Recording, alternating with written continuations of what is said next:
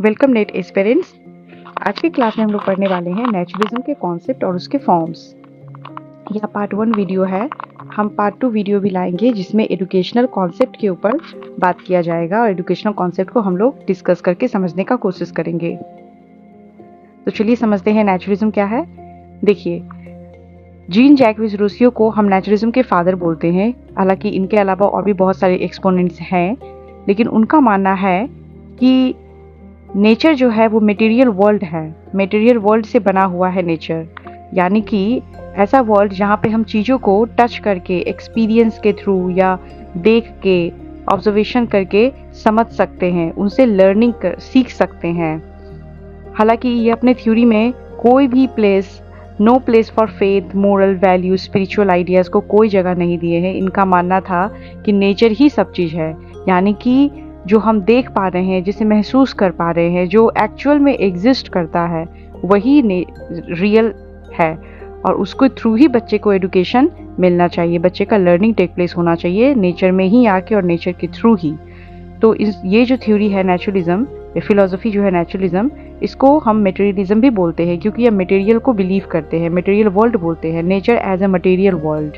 अच्छा, उसके अलावा आता है कि एजुकेशन जो है वो नेचुरल इन्वायरमेंट में अगर दिया जाए तो बच्चे का लर्निंग एकदम फ्रूटफुल होगा, क्योंकि बच्चे को कोई बैरियर नहीं रहेगा, कोई रोकने वाला। जहाँ से बच्चे जो रोक ठोक करके जो बच्चे पढ़ते हैं, उनमें लर्निंग जो होता है वो बहुत लिमिट होता है। यहाँ पे लर्निंग उनका लॉन्ग लास्टिंग हो पाएगा और बच्चे खुद से सीख पाएंगे, खुद को एक खुल के एक्सपीरियंस कर पाएंगे, खुद को अपॉर्चुनिटीज़ मिलेगा खुद को एक्सप्लोर करने का। इन्होंने अपने फिलोसफी में कुछ पॉइंट्स बोले हैं, जैसे कि back to nature, follow nature. ये दोनों पॉइंट्स जो है दिखाता है कि नेचर कितना इम्पोर्टेंट है एज पर जीन जैक्विस रूसियो। नेचर ही इफेक्टिव एजुकेशन का सोर्स बन सकता है। उसके बाद उन्होंने बोले हैं कि नेचर तो है ही, उसके अलावा जो existence of God, spirit, soul, values, ये सबको कोई इम्पोर्टेंस नहीं दिए हैं। ये सब नथिंग है, कुछ नहीं है उनके हिसाब से। नेचुरलिज्म के टोटल 4 फॉर्म्स हैं, जैसे कि atomistic naturalism, scientific naturalism, mechanical naturalism and historical naturalism. तो साइंटिफिक नेचुरलिज्म जो है उसको फर्दर 2 भाग में डिवाइड किया गया है, जैसे फिजिकल एंड बायोलॉजिकल। तो पहले समझते हैं एटोमिस्टिक नेचुरलिज्म। तो एटोमिस्टिक नेचुरलिज्म के हिसाब से ये जो हम देख पा रहे हैं पूरा यूनिवर्स, जो यूनिवर्स जो है उसे नेचर बोला गया है। जो हम यूनिवर्स को देख पा रहे हैं वो बना हुआ है एटम्स से। एटम यानी कि छोटा छोटा पार्टिकल्स। और छोटे छोटे पार्टिकल्स क्या है, जो डिफरेंट कलर में है, जो हम लोग डिफरेंट शेप में देख पाते हैं, डिफरेंट क्वालिटीज़ में देख पाते हैं, वो सब डिफरेंट छोटे छोटे पार्टिकल्स है जो एटम जिससे मिल के बना हुआ है। और एटम जो है वो नेचर है, यूनिवर्स है।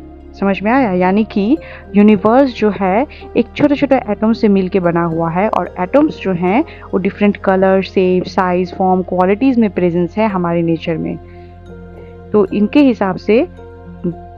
हिसाब से यूनिवर्स छोटे छोटे कंपोनेंट्स यानी कि छोटे छोटे एटम से मिलके बना हुआ है, यानी कि नेचर छोटे छोटे एटम से मिलके बना हुआ। और एटम क्या है, जो हम लोग देख पाते हैं, छोटे छोटे चीज़, जैसे कि ट्री हो गया, सन हो गया, वाटर हो गया, जो छोटे छोटे चीज़ हम लोग नेचर्स में देख पाते हैं, वो सब चीज़ छोटे छोटे एटम्स है, एटम्स के पार्टिकल्स हैं वो सब चीज़। उसके बाद आता है साइंटिफिक नेचुरलिज्म। साइंटिफिक नेचुरलिज्म का मानना है कि ये जो नेचर जो है सिर्फ वो एटम से ही मिलके नहीं बना हुआ है, बल्कि इसमें इलेक्ट्रॉनिक पावर, यानी कि इलेक्ट्रॉनिक जो पावर है वो भी है। एटम और इलेक्ट्रॉनिक पावर दोनों मिलके ही बना हुआ है। जब हम ये एटम को डिवाइड करते हैं तो उसमें से हमको इलेक्ट्रॉन, प्रोटॉन, न्यूट्रॉन मिलता है, यानी कि जो छोटे छोटे पॉइंट्स, छोटे छोटे जो पार्टिकल्स हैं वो सब मिलता है। और वो प्रूव करता है कि नेचर जो है वो एक साइंटिफिक है। नेचर जो है वो साइंटिफिक है, यानी नेचर में एनर्जी है।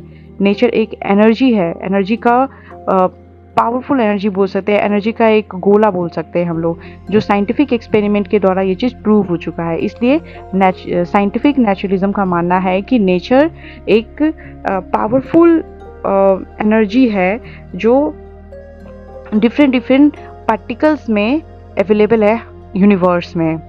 उसके बाद जाके आता है यही नेचुरलिज्म, जो साइंटिफिक नेचुरलिज्म है उसको ही फर्दर डिवाइड करके फिलोसॉफी फिजिकल एंड बायोलॉजिकल में कन्वर्ट किया गया है, तो डिवाइड किया गया है। तो फिजिकल जो है उनका मानना है कि it is related to external nature and believe that the world is matter, यानी कि इनका मानना है कि एक्सटर्नल नेचर ही सब कुछ है और वर्ल्ड जो है वो मैटर है, यानी कि जिस चीज़ को हम देख के, टच करके, एक्सपीरियंस करके, सेंस के थ्रू फील कर पाते हैं वही रियल है। और जो चीज़ हम जो हम लोग के में स्पिरिचुअल है, जिसे हम इमेजिनेशन में महसूस करते हैं, वो सही नहीं है, वो सत्य नहीं है। तो ये इनका फिजिकल, यानी जो फिजिकल एग्जिस्टेंस जो है, जिस चीज़ का जो फिजिकली हम लोग आँख के सामने है, फिजिकली जिसे हम लोग देख के, समझ के, बूझ लेते, समझ पाते हैं कि क्या है वो, वही सत्य है। और जैसे हम इमेजिनरी आइडियाज़ वर्ल्ड का बात करते हैं, फेरी टेल टाइप का जो स्टोरीज होता है, उस चीज़ को हम इंपॉर्टेंस नहीं देते हैं। एज पर साइंटिफिक नेचुरलिज्म का ये मानना था फिजिकल नेचुरलिज्म में। बायोलॉजिकल नेचुरलिज्म बोलना है, बायोलॉजिकल नेचुरलिज्म जो है डार्विन की थ्योरी का ही इवोल्यूशन है, उसका ही बेस करके बनाया गया है। बायोलॉजिकल डार्विन थ्योरी का इवोल्यूशन फॉर्म है ये। इनका मानना है कि ह्यूमन जब बॉर्न होता है ना, तो उसके पास नेचुरल इम्पल्सेस होती है। नेचुरल इम्पल्सेस माने कि जैसे कि hunger, thrust, sleep, curiosity, fear, love, affection, और भी बहुत सारे होते हैं, जैसे कि सेल्फ प्रिजर्वेशन, सोशल इम्पल्सेस, बहुत सारे नेचुरल इम्पल्सेस होते हैं जो बच्चे जन्मजात लेके आते हैं, अपने जन्म से लेके आते हैं, जो उनको हेल्प करता है नेचुरल प्रॉपर्टीज़ को समझने में, आउटसाइड वर्ल्ड के साथ इंटरेक्शन करने में, एक बॉन्ड क्रिएट करने में, ये नेचुरल इम्पल्सेस उनको हेल्प करता है। तो ये रहा बायोलॉजिकल नेचुरलिज्म। उसके बाद आता है मैकेनिकल नेचुरलिज्म। मैकेनिकल नेचुरलिज्म जो है हर्बर्ट स्पेंसर इनके एक्सपोनेंट है। उनका मानना है ये वर्ल्ड जो है एक बहुत बड़ा मशीन है और ह्यूमन जो है इसके छोटे छोटे पार्ट्स है।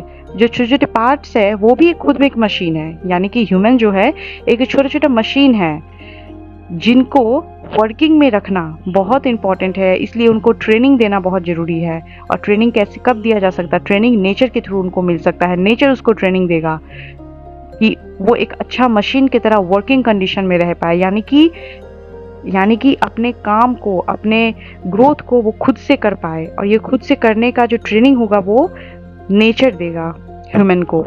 उसके बाद आता है हिस्टोरिकल नेचुरलिज्म। हिस्टोरिकल नेचुरलिज्म यानी कि हम जो हिस्ट्री से देखते आ रहे हैं कि world is essential and real for human survival. जैसे कि हम देखते आ रहे हैं कि वर्थ जो होती है, वेल्थ जो होती है, वो बहुत ही ज़रूरी होता है ह्यूमन सर्वाइवल के लिए। ये थ्योरी जो है बहुत ही प्रैक्टिकल टाइप का थ्योरी है जो नेचर में अवेलेबल है, जिसका इंपॉर्टेंस है ह्यूमन लाइफ में, उसी को ये इंपॉर्टेंट अपने थ्योरीज में फिलोसफी में रखे हैं। रैदर कुछ भी ऐसा चीज़ नहीं रखे हैं जो हम इमेजिनेशन में देखते हैं, जिसका जो हमारे ह्यूमन सर्वाइवल में या ह्यूमन के लिए कोई इंपॉर्टेंस नहीं रखता उतना। उसके बाद आता है नेगेटिव एजुकेशन। नेगेटिव एजुकेशन का कॉन्सेप्ट जो है वो जीन जैक्विस रूसो अपने बुक यानी कि एमिल में बोले थे।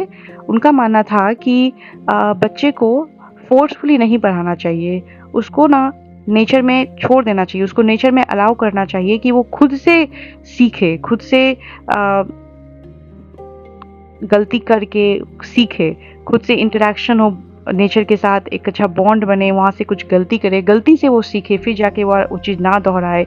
तो बच्चे को बोला है कि ओपनली तुम अपॉर्चुनिटी दो, तो बच्चे को तुम छोड़ दो नेचर में, खुद से घुलने मिलने के लिए उसको अपॉर्चुनिटी, उसको बैरियर में मत रखो, उसे इंस्ट्रक्शन मत दो कि तुम्हें ये करना है, वो करना है, ऐसे करना है, नहीं, इंस्ट्रक्शन मत दो, उसे अवॉइड, उसे नॉलेज उसके ऊपर फोर्सफुली मत डालो, उसे सीखने दो, वो खुद अपने नेचर्स के साथ इंटरेक्ट होगा, खुद अपना नॉलेज खुद डेवलप करेगा। तो बच्चे को फ्रीडम एंड लिबरेशन का ये बात बोले हैं, फुल फ्रीडम एंड लिबरेशन का बात बोले हैं। तो आज के वीडियो में इतना ही। हम लोग नेक्स्ट वीडियो में डिस्कस करेंगे एजुकेशनल सिस्टम ऑफ नेचुरलिज्म। तब तक के लिए ऑल द बेस्ट।